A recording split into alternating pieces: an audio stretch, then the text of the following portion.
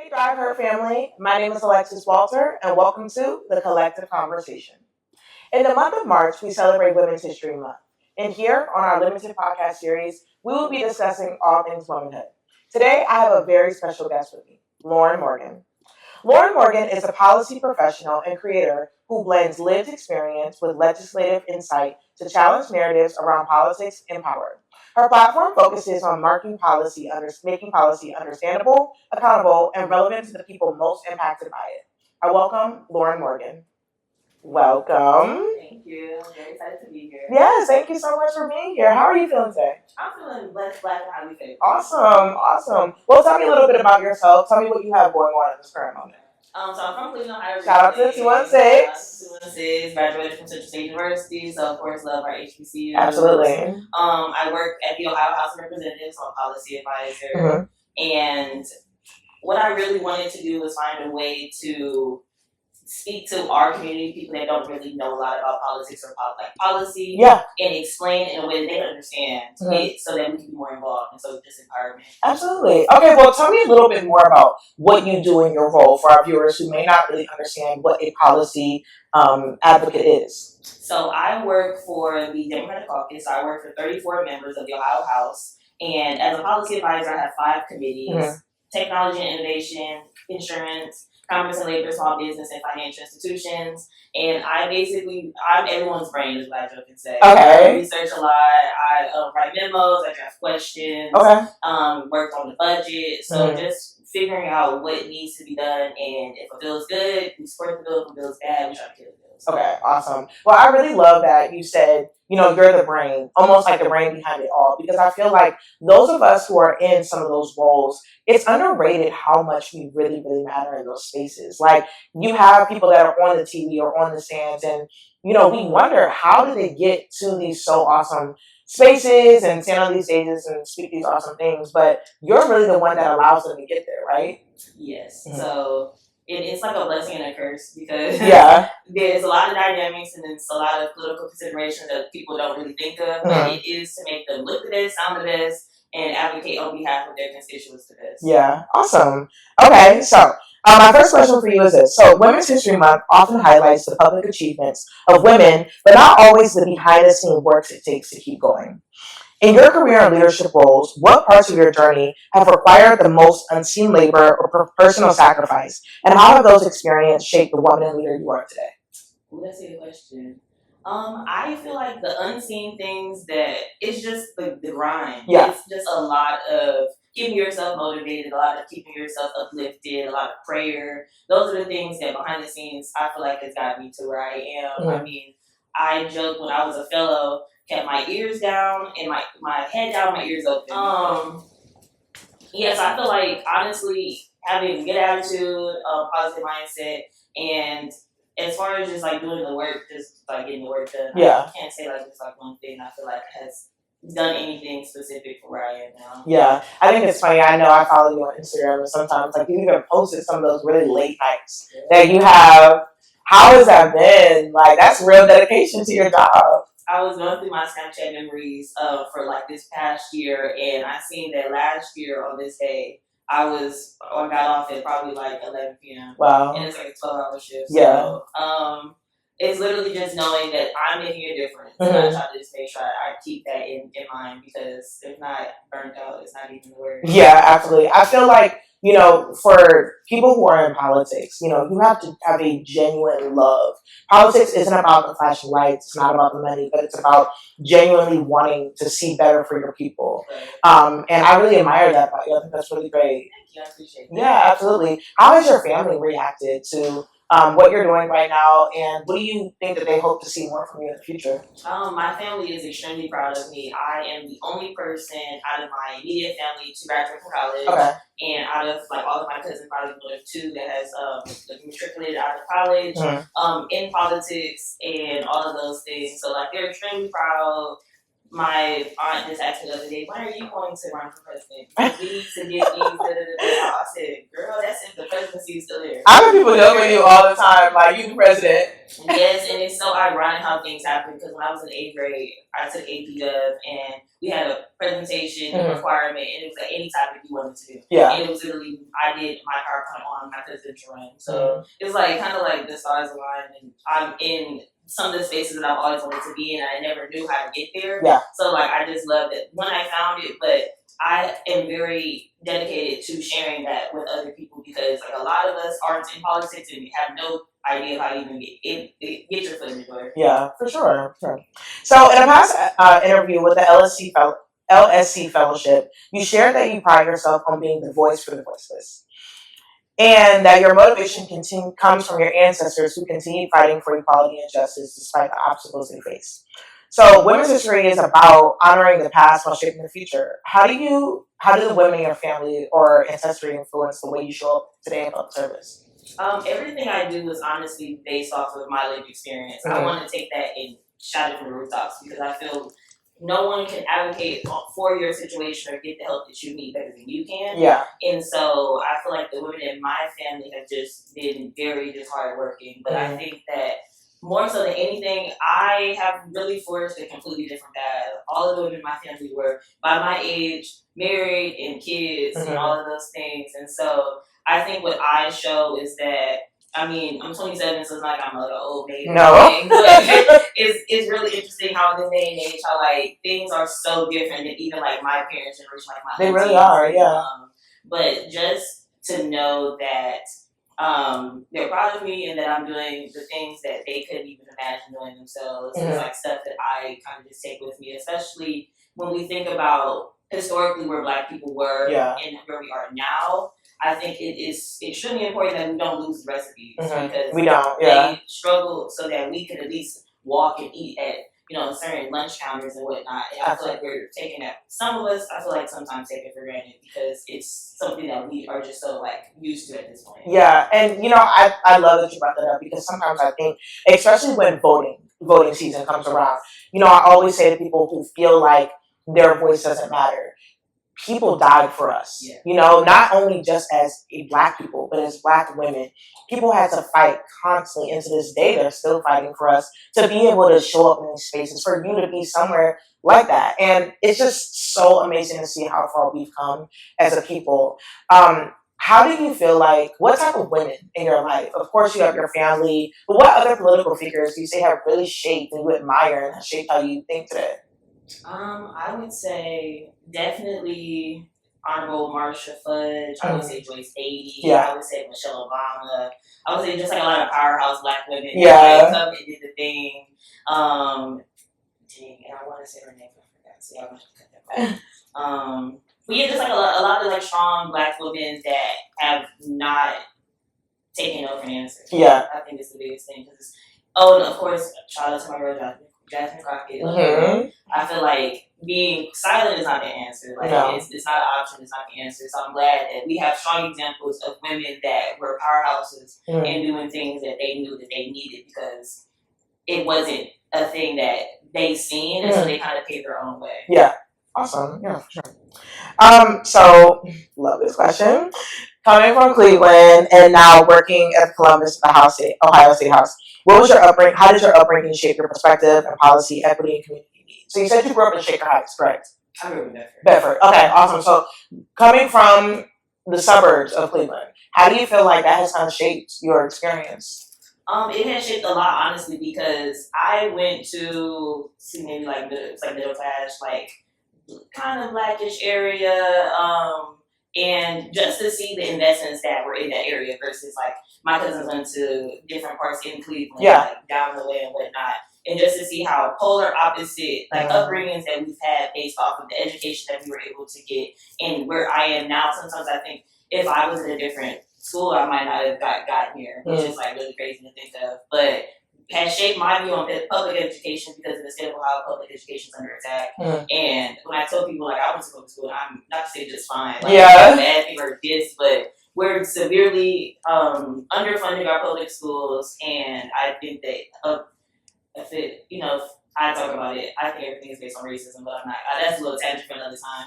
But I would say public education is something that my upbringing has definitely shaped for me and allowed me to see that you can go and do literally whatever you want to do because you have strong people that support you, and you have opportunities, and you have people that love you and care about you. And sometimes you kind of miss that depending on what you see around you, the disinvestments in the community. And I think it's really great that you brought up the comparison from different areas of the city, and I think we definitely can connect because we're from the same city. But I think about I shared with my friends the other day that the very first Black teacher that I had was my senior year of high school. Really? It was, yeah. And so going to an HBCU for me, that really kind of like changed my perspective on things. It allowed me to really see Black people as my teachers. You know what I mean? It changed everything for me. And I didn't realize how much it affected me until I went to an HBCU. So I'm curious, what encouraged you to want to go to Central State? Well, originally, but to your story of your first Black teacher being senior year, my first Black teacher, I was in first grade. I've had a Black teacher in first grade. My building principal when I was in elementary school was a Black man. And so, to your point, that really changes something for you. Like seeing people in powerful positions and leading stuff, it does stuff for us that we don't even realize. That's why I'm glad it's like a big push for Black people to be in these teacher roles and just an education period. But I originally went to Loyola University Chicago. And so when I graduated high school, I got a good scholarship to go there. And initially, I didn't want to go to HBCU when I applied to Howard. Don't shade to Howard. They never sent me a financial aid package. I said, well, dang, I got to go. Dang! So I ended up going to Loyola University Chicago. And I tell you, not to say I had like an awful experience, but it was definitely an interesting experience. I've had a lot of like micro aggressions, macro, and like mid-size. Back when I didn't even understand what that really was. Yeah. And so it was hard to identify what the thing was, but at the basis of it, I just didn't feel like me or that I was going to thrive in the environment. And so as I dropped out, college dropout, I tell people I'm joking because people like play. But I said I'm going to HBCU period because I would like to be. My manifesto is if I'm going to be uncomfortable for like the rest of my adult life in corporate America, let me have these 4 years to enjoy myself. Let me do this for absolutely. I 100% agree. 100%. So tell me a little bit more about your social media page, The Lowdown. I know that you really try to get the word out there about politics and things like that to reach a different community that they may not be in the news, but they are on Instagram. Right, they are. Yeah. So tell me more about that. So my platform is called The Elephant in the Room, and I provide a lowdown. So it is basically my version of trying to provide digestible politics and policy to people because one of my models is I don't believe that your education level or what you think or who you're connected with should necessarily have a say on what you can develop and think for yourself. So I just want to provide to people the ability for them to think for themselves, and it's by way of short form content, and it just depends on what maybe current event I might see, or I'll do series. So currently I'm working on a series called Who's Really in Charge? And it's basically to go through each level of government and the roles of elected officials and let you know, hey, you know what your governor does? Yeah. Do you know what your state senator does? Do you know what your county commissioner does? So that when we elect these people, because it's election time coming up, we have a big election, a big midterm election, what are these folks actually doing? Because now, since we know what they're supposed to be doing, the fact that they are or are not needs to be the motivation for people to get out and go vote. Yeah. And get them either in or get them like knocked out, basically. And I think that, and this is my opinion on it, that oftentimes young people, it's not that they don't want to have conversations about politics, and it's not that they don't want to care, but it can be so overwhelming. Yeah. And so many news outlets, they may do it without actually doing it, but they're almost kind of not allowing you to create an opinion for yourselves. Yeah. Many news outlets are very biased. So I think that's really great that you're trying to create a space for people to, like you said, think for themselves. That's awesome. Thank you so much for doing that. I appreciate it. Yeah, absolutely. So, tell me a little bit more about what issues you face as a Black woman and what type of things you do to stay sane. You said, we know your work hours can be very long and strenuous, but what ways do you practice self-care? Oh, that's a good question. I think honestly now self care and like a work life balance are things that I'm trying to really work on. Because before I feel like I just would go so hard, and of course it might lead to your success, but you don't realize how much that actually takes away from you. And so in my job, I think the dynamic of being the only black woman, the black person in the role that I'm in has taken a toll on me in a way that I have probably never really acknowledged until recently. And so self care for me looks like cooking. I like wine, so I'll get a bottle of champagne to just wind down. Yeah. I like to cook. What's your favorite kind of wine? I like prosecco, and the brand is escaping me now, but like honestly, I'm just not. Okay. Like, I do it all types. Yeah. Okay, so you told us that you have some very long and strenuous hours at work. Tell me a little bit more about, as a black woman, how do you deal with self-care? I'm sure you probably go into a lot of spaces that can be a little mentally exhausting for you. Maybe just about. Honestly, this has been the most challenging job that I've had as far as when you think of like racial dynamics, because politics is so now like racially like divisive. Yeah. It's like partisan and whatnot. Still working on the work-life balance and trying to work on what truly self-care means. Yeah. But some things I do enjoy doing. I enjoy cooking. I paint. I enjoy drinking wine. So I'm a champagne girly. So if it's a stressful day or just maybe every day, I might just crack open a bottle of champagne. Just a little libation, or something. And I feel like just be able to. I have a good group of like black coworkers. Okay, great. Yes, oh my goodness, community is so important. Yes. In a job like this, community is extremely important. I'm the only black person in my role. Yeah. And so I work for offices, and so those individual offices might have a black staffer, but as far as being on like caucus staff, the only black person, and it's extremely it's an isolating feeling. And I've gone in a lot of meetings and just experienced a lot of microaggressions, and it's definitely something for you to know what you're getting into before you get into it. Have really to thick skin. Yeah, I totally understand that. Well, let's play a little game real quick. So I have some debunking myths for you, and I need you to let me know, myth or fact. Okay. The gender pay gap is documented by multiple national data reports, and it widens even more for women of color. Myth or fact? Oh, it's a fact. Okay, for sure. Do you have any feelings on that? I know I've experienced it 100%. When I was a legislative aide, I actually checked and seen that I was getting paid less than the person that was in the job the month before me. And Yeah. White man. Wow. And I had to advocate for myself in order to get not only my fair pay, but get retroactively paid for the amounts that they weren't trying to pay. So, it's a lot. As you should. I had to work. I love that for you. Please remember my money. Yeah.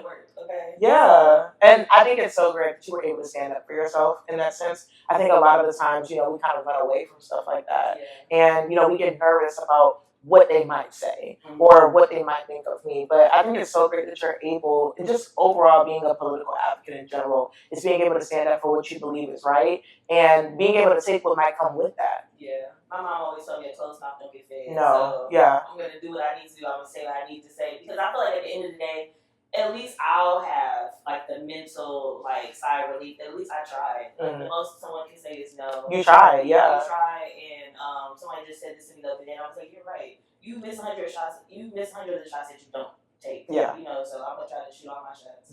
Yeah, that's right. Okay, so women today benefit equally from progress made by the women's rights movement. Myth or fact? You said all women benefit from women in general. Yeah. Yeah. No, I feel like that's a fact. Yeah, facts for sure. Thank you so much. Well, so we have some people send in some advice questions. So I'm going to ask you a question. How can you balance knowing what you should do, if you should do something every day, and living to do something every day? I think that you should strive to do something every day that gives you power, that makes you feel like you're doing something. Sometimes we try to live for others and our family and perception, and it's honestly life is what you make it, so do something that makes you feel like you're doing something. Yeah. And kind of what we touched on a little bit earlier, I feel like when you do something that you love and something that you're genuinely passionate about, those long hours, those hardships, those hard rooms that you have to sit in sometimes, it makes it all worth it because you just genuinely have a passion for what your career is. For sure. Yeah. Especially when you feel like you're getting purpose out of it. Like, I know for 100% fact, like, God has purposed me to be presently where I'm at because I'm making a difference. Yeah. And as hard as it is, and many times I cry in my office, all of those things, like, I understand that I'm making strides and I'm doing things that people wish that they were able to do, so I can't take advantage of that. Oh, I love that. Well, Lauren, thank you so much for being here today. Yes, this has been an amazing conversation. I really appreciate all the work that you're doing in the community, and I just can't wait to see you grow even more. Thank you, I appreciate that. Yes, absolutely. Thank you. Awesome. Well, thank you all for being a part of the collective conversation. We hope you enjoyed today's message. And always remember that this is more than just a podcast. It is the collective. I'll see you next time. Bye.